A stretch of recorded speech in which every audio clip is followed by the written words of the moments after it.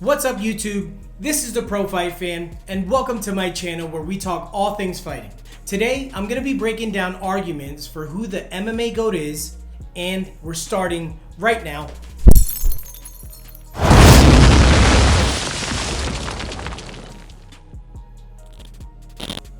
We're going to take a look specifically at the top 4 fighters who many would claim can make the argument for the title of the greatest of all time. Khabib Nurmagomedov, Jon Jones, St Pierre, and Anderson Silva. We'll look at the arguments for and against each fighter being the so-called GOAT. Would you do me a favor and make sure to help out the channel by hitting the like button and subscribing? Alright, first fighter up, Khabib the Eagle Nurmagomedov. By far, the strongest argument to be made for Khabib being the GOAT would be his undefeated record and overall dominance. Khabib's overall record is 29-0 with 8 KOs or TKOs, 11 submissions, and 10 decisions. He was 13-0 in the UFC, and he arguably only lost 1 round in his career, and that would be the 3rd round against Conor McGregor. We're not even going to talk about those 2 judges who scored that first round for Gaethje. At 29-0, Khabib has the longest winning streak among active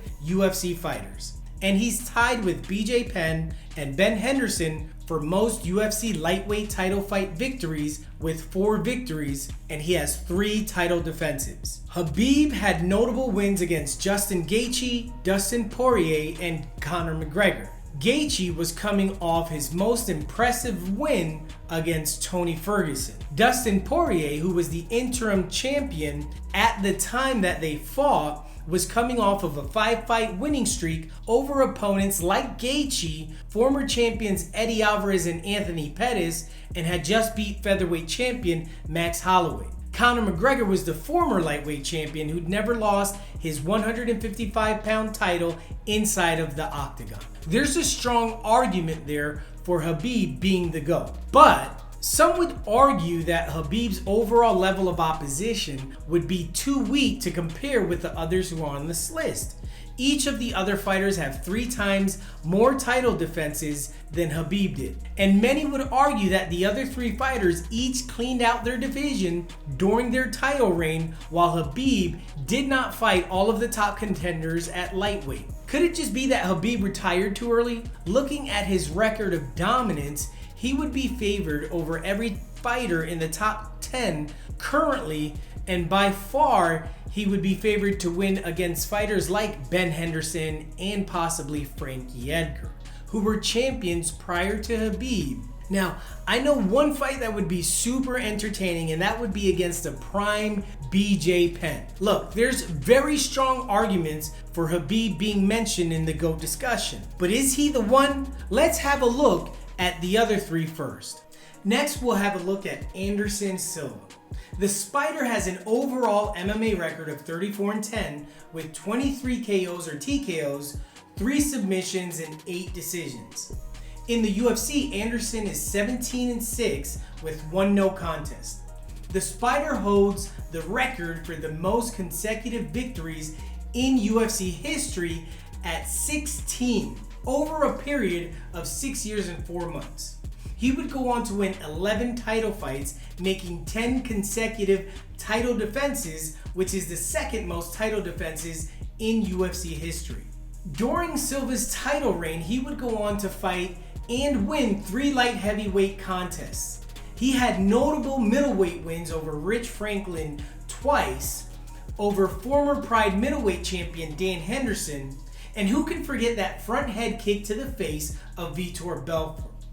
He was seemingly untouchable until the first fight with Chael Sonnen, where he would go on to win by 5th round triangle armbar, and many would argue that he completely wiped out the middleweight division until his loss to Chris Weidman, who was a part of the new era of contenders. Up until that loss, it was nearly impossible to list anyone next to Anderson Silva in the GOAT conversation, and for good reason.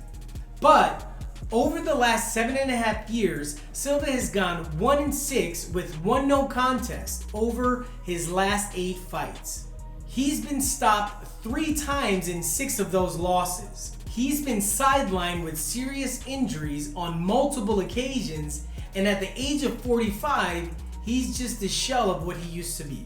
Apart from his performance over the last 7 to 8 years, Anderson Silva's victory over Nick Diaz at UFC 183 was overturned by the Nevada State Athletic Commission due to a failed drug test where the Spider would test positive for PEDs.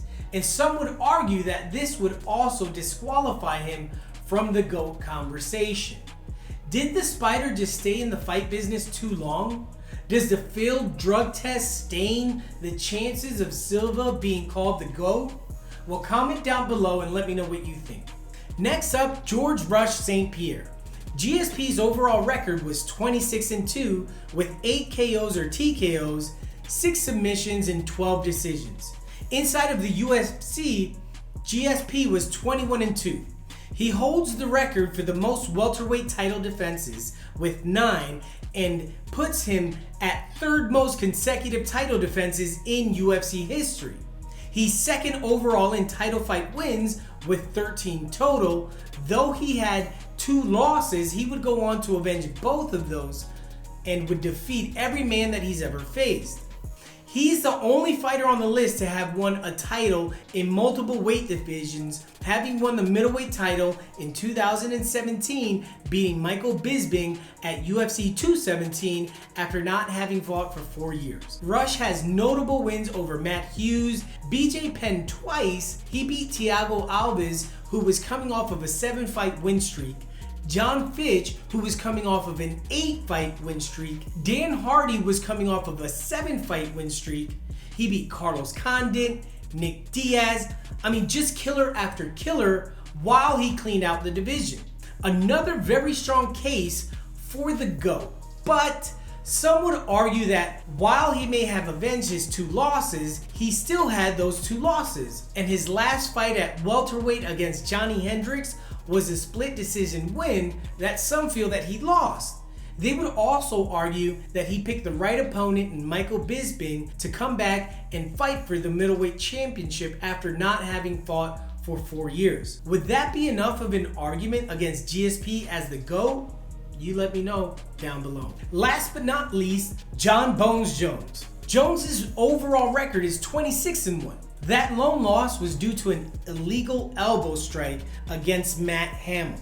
Now in the UFC, Bones is 20-1 with 1 no contest. He holds the record for most UFC championship wins with 14. He had 8 consecutive title defenses, which puts him 4th behind GSP and Anderson Silva. Jon Jones was also the youngest UFC champion in the organization's history. During Bones' initial title reign, he beat an entire era of former champions: Shogun Rua, Rampage Jackson, Lyoto Machida, Rashad Evans, and Vitor Belfort. And then he went on to beat every contender including Gustafsson and Daniel Cormier.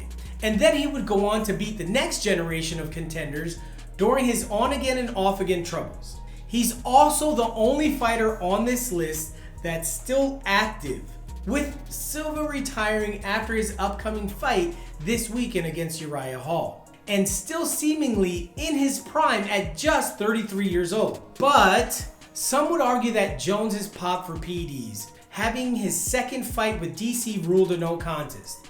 There was the story of him hiding under a cage when the Nevada State Athletic Commission was coming to test him, which he would go on to state recently that was because he didn't want to test positive for marijuana.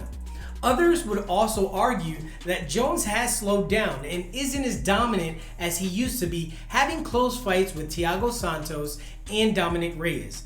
Many scored that fight for Reyes. Would that be enough to disqualify Jon Jones from the conversation of the GOAT? Now, looking at these fighters' resumes certainly gives me a great deal of appreciation for each and every single one of them.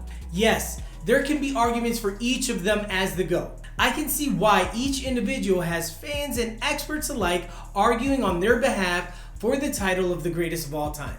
How can you pick? Undefeated, having only lost 1 round, versus 10 title defenses with 16 consecutive victories while fighting in 2 weight classes, versus a champ who defeated every fighter he's ever faced versus the youngest champion ever whose only loss was because of the angle of his elbow strikes. Hopefully this video helps you make a more informed decision when you're arguing for the GOAT. Comment down below who you think is the greatest of all time. I'm the Pro Fight Fan. I'm signing out. I'll see you in the next one.